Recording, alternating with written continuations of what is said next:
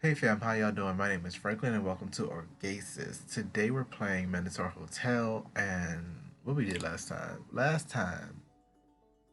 Don't look at that one, look at this one.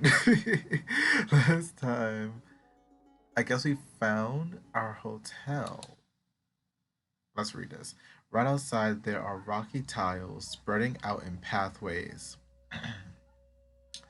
You wager a guess. It made for a labyrinth of sorts when the river still flowed. I recognize this sentence as like, oh, this is the line I struggled the most on. Let me skip it. So, are we at the hotel? I remember seeing it in the previous episode. We didn't see the inside yet.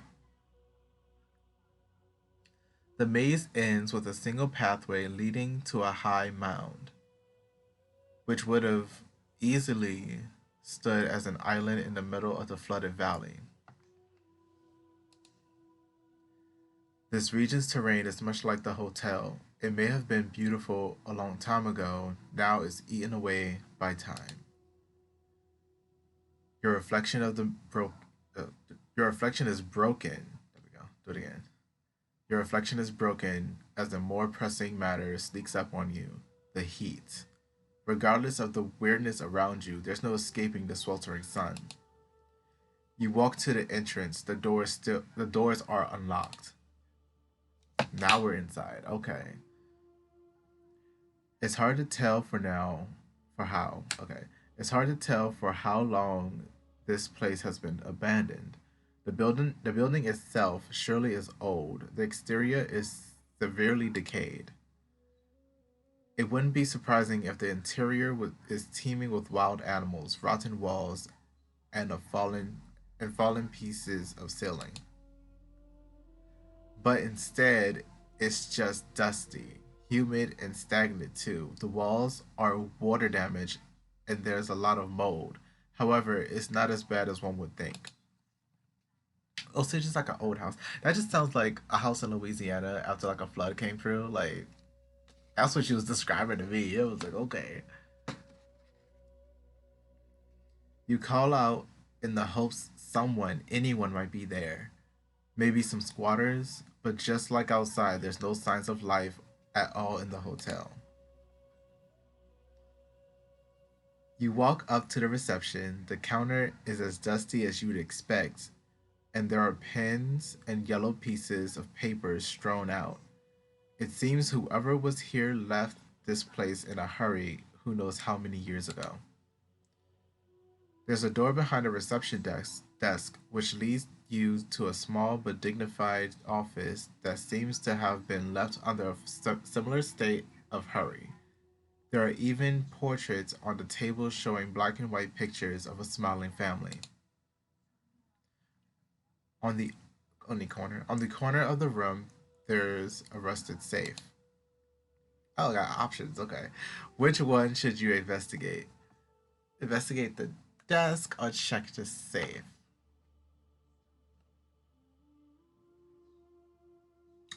No lo so, no lo so, no lo so. I'm thinking I should start the time. I'm thinking a desk because that's gonna have like basic info. I don't need a code for it, you know. So let's go with the desk. On the desk is a ledger. Ooh, okay. Like everything else in the hotel, its pages are yellowed and wrinkly, but it's still readable.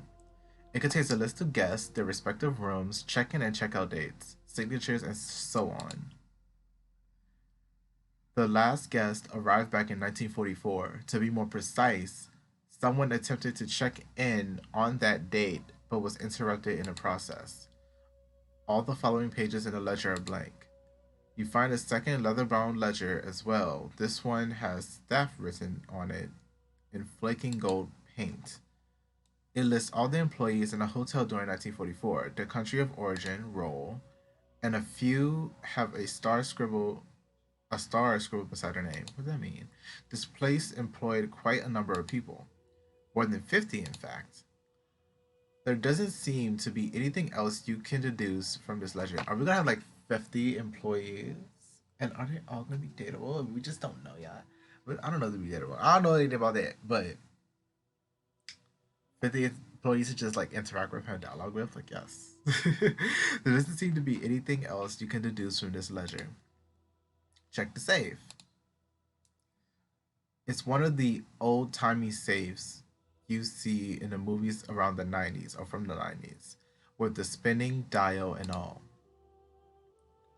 You prepare yourself to try and crack the password. People don't use spinning dials anymore. What about lockers? They don't use a spinning dial in the locker? Okay. Except it's already unlocked. Like my brain is still thinking like if you gotta put like a passcode stuff on the safe, like or right, that's like present, but like stuff like fingerprinting and retinal scans, to me my brain still sees that as like the future, at least in movies. But some things just be like it's like a fully digital thing that can like digitize stuff into reality, whatever. Anyway, enough about that. Um, you prepare yourself to try to crack the password, except it's already unlocked, albeit rusty. Okay. Passports. There's only a stack of booklets inside it, 4 passports, all from different countries. Unsurprisingly, they are all expired. There doesn't seem to be anything special about them, but it's strange that someone would keep passports in an office like this. You take a moment to go over the ledgers and passports together. A cursory glance reveals a pattern. Excuse me. The passports are from the 4 employees with stars beside their names. You take them with you and leave the ledger on the table. You obtain a passport. A. You return to the reception to continue looking around. Up ahead is a tall spiral staircase going both up and down. There are multiple paths branching out from the lobby. You take one of the hallways leading to the bedrooms and find all the doors unlocked. Okay. Much like the lobby, the bedroom's rotting walls are consumed by time. Walking into them disturbed the fine mist of stagnant spores and dust, which was turned into a curtain of diamonds by the sun shining through the windows. Okay. Each bedroom was equipped with at least one king-size bed. The springs were busted more often than not, and the fabric yellowed. But not even such desolation could hide the past glory of this place. You return back to the hallway, which seemed to stretch forever forward. From outside the hotel, from outside the hotel had looked big, but not nearly sprawling enough to have a ground floor with over 100 bedrooms. No matter how many twists and turns you took, the hallway never wrapped back into itself. Backtracking all the way back to the lobby was the only option. The spiral staircase seemed much more inviting than wandering the seemingly endless hallways. Over the staircase, all the way up, there was a skylight draping the sun's warmth over your shoulders. It was a lighthouse, guiding travelers to this once majestic hotel. The way down was as ominous as the sky was graceful. The marble handrails were lined with burnt out lamps. It was impossible to see much in the darkness down below. The second floor was mostly bedrooms again, but here the outer hallways were lined with sprawling windows showing a courtyard behind the hotel, close to the cliff's edge. Oh, go ahead, outside, okay. It was a sight to behold. While the hotel was consumed by time, the garden outside had flourished.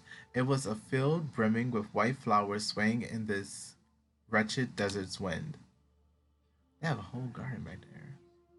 I would be thinking it'd be like desolate. At the center was a statue of a man and a dog. The flowers rose up to the man's knees, and only the top of the dog's head would be seen. The man's hand was outstretched as if beckoning the flowers to grow taller and for people to approach.